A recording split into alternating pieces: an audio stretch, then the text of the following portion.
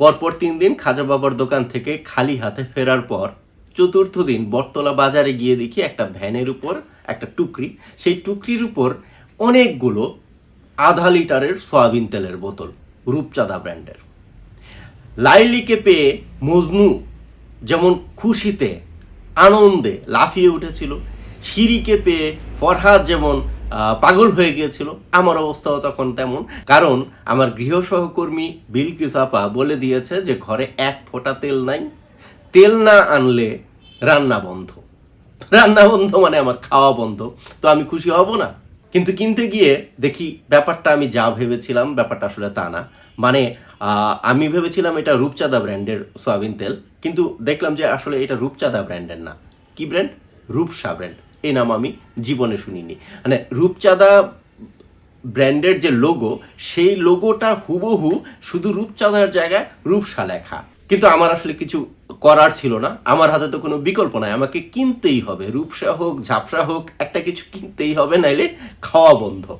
তো মনে মনে তুমি কে আমি কে বিকল্প বিকল্প স্লোগান দিতে দিতে একটা হাফ লিটারের সয়াবিন তেলের বোতল রূপসা ব্র্যান্ডের কিনে বাড়ি ফিরলাম। বিলকিস আপা খুশিতে পারলে ভাতও রান্ধে সয়াবিন তেল দিয়ে। বেশ ভালো খাওয়া দাওয়া হলো, অবশিষ্ট খাবার ফ্রিজে তুলে রাখা হলো। ঘুমিয়ে পরদিন সকালবেলা ঘুম থেকে উঠে খাবার বের করেছি গরম করতে, দেখি ঝোলগুলো সব ঘন হয়ে গেছে আর ডালের উপর ভাসছে চর্বি। মানে লোকাল হোটেলগুলো, মায়ের দোয়া টাইপের হোটেলগুলোতে যেমন চর্বি জমে যায় সেরকম, অর্থাৎ তেলটা ভালো না। কিন্তু আগেই বলেছি আমার তো আসলে কোনো বিকল্প নেই, আমার তো কোনো কিছু করার নাই, তাই এই নকল তেলই খেয়ে দিচ্ছি কয়দিন ধরে।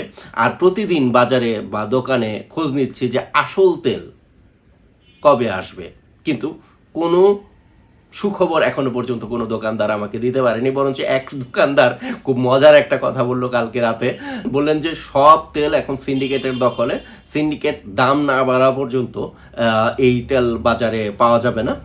আর অপারেশন ডেভিল হান্ট চালিয়েও আসলে এই সিন্ডিকেট ভাঙা যাবে না। এই আধা লিটার তেল শেষ হইলে তারপর কি হবে, সেই ভবিষ্যতের ভাবনা ঝাপসা হয়ে আমার সামনে এসে দাঁড়াইলো অতীত। একজন কেউ মিহি সুরে জিজ্ঞেস করলো যে গত 15 বছর কইছিলা চান্দু? আমি আমতা আমতা করে জবাব দিলাম, আরে গত 15 বছর তো আমি তেল দিয়ে রান্ধেই নাই। বিশ্বাস না হইলে এই যে আমার রান্নার চ্যানেল নুজুমিয়ার ভাতের চ্যানেলে গিয়া দেখেন, তেল মশলা ছাড়া রান্নার রেসিপি পুরা জাতির জন্য দিয়ে রাখছি। খুব স্বাদ, খুব টেস্ট।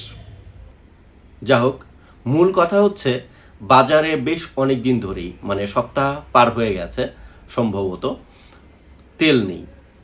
অর্থাৎ বোতলজাত সয়াবিন তেল বাজারে এখন অ্যাভেলেবেল না। 5 লিটারের বোতল যাও দু একটা জায়গায় পাওয়া যাচ্ছে, কিন্তু 1 লিটার একদমই পাওয়া যাচ্ছে না। সবাই জানে যে এই সংকট কারা তৈরি করেছে? সিন্ডিকেট। সিন্ডিকেট এই বাজারে চাহিদার তুলনায় যোগান কম দিয়ে সংকট তৈরি করে। কেন করে?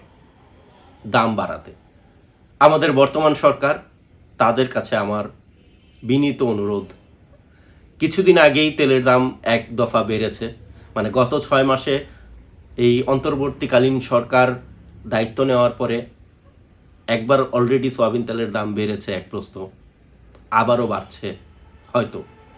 না বাড়লে তেল সরবরাহকারীরা বাজারে আনছে না। সামনে রোজা, ঈদ, সাধারণ মানুষের কথা একটু ভাবেন। সবার আগে এই বাজার সিন্ডিকেট ভাঙেন, নয়তো মানুষ বিরক্ত হতেই থাকবে, ক্ষোভ জমা হতে থাকবে।